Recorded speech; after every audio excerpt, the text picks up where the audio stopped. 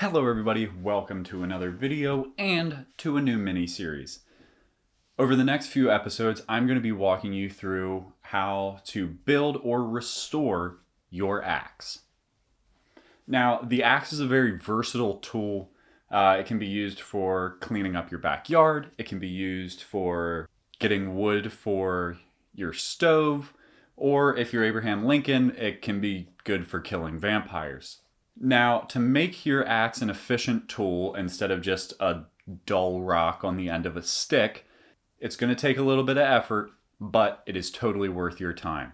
As the aforementioned president once said, if you give me an hour to cut down a tree, I'll spend the first 45 minutes sharpening my axe. Let's make your axe the sharpest tool in the shed.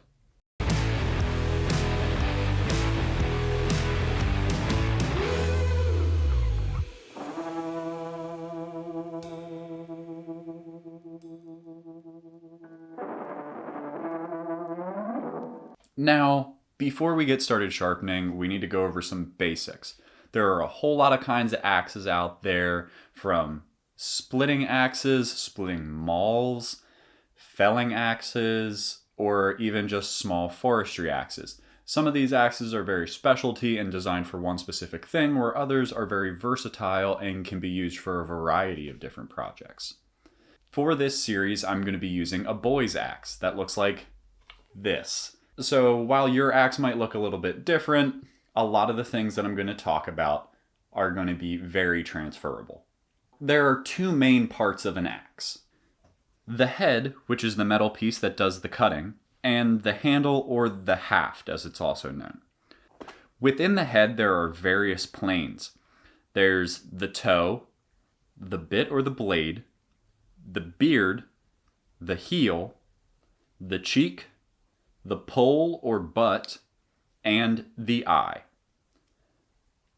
On the handle or the haft, there are a few different areas as well that can change the way that your hands rest on the axe.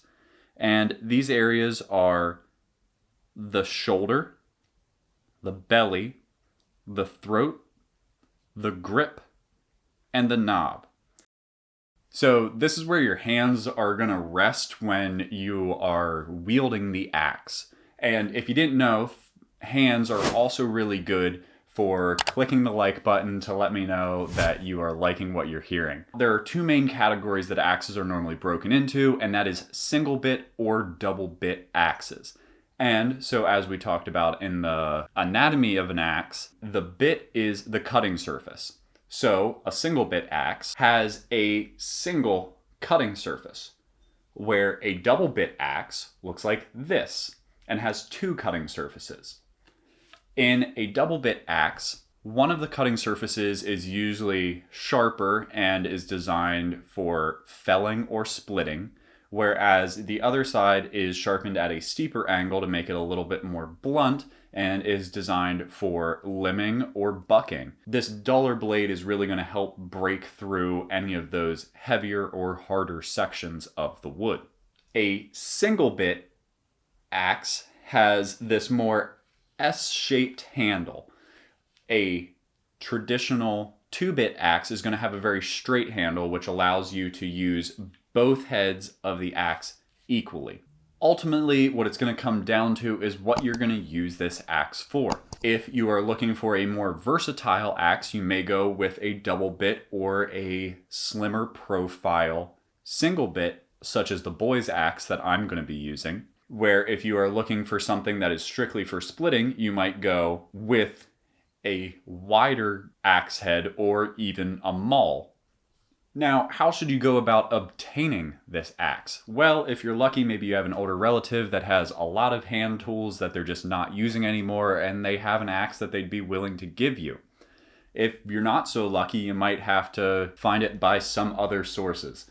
A great way to find used axes are yard sales that are in your neighborhood. Just walk around, see if anybody has them out. Or the more technologically advanced way to find an axe is through eBay. There are so many different axe heads listed on there. You can search by your specific type, and you can usually pick them up for under $50.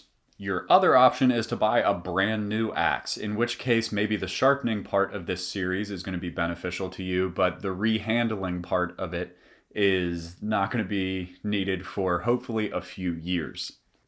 When you're looking at buying a used axe, there's a few things that you're probably going to want to look out for, such as the shape or lack thereof on the head. Is the eye of the axe off center, and this will force the axe to cut into the wood at a dangerous angle?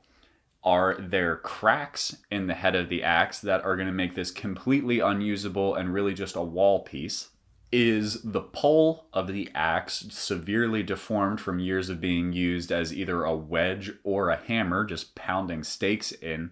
Is there severe pitting on the axe? And pitting is when you have rust building up on the surface of your axe and it slowly starts to pit and dig little grooves into the axe. Too deep of pitting could provide more resistance in the wood than what you're looking for, so it may be best to avoid. And the last thing you're going to be wanting to look at is the condition of the cutting edge. Are there severe deformations in the edge that you're going to have to spend significant amounts of time grinding out? And how much of that cutting edge is left? Do you only have a few centimeters left of that harder metal, or do you have a few inches that you're going to be able to work with to put a super sharp edge on this axe? So now that we've found our axe head, the next thing to get to is sharpening.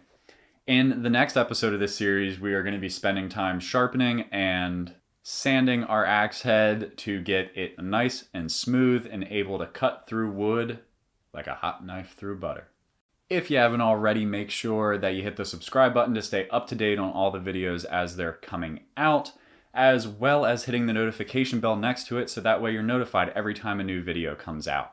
Feel free to leave a comment below telling me what kind of axe you are going to be using as we go through this series.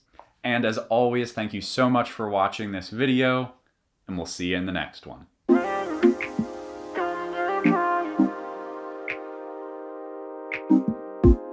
Feel free to click either of these two videos or head over to the YouTube channel and watch a playlist from start to finish.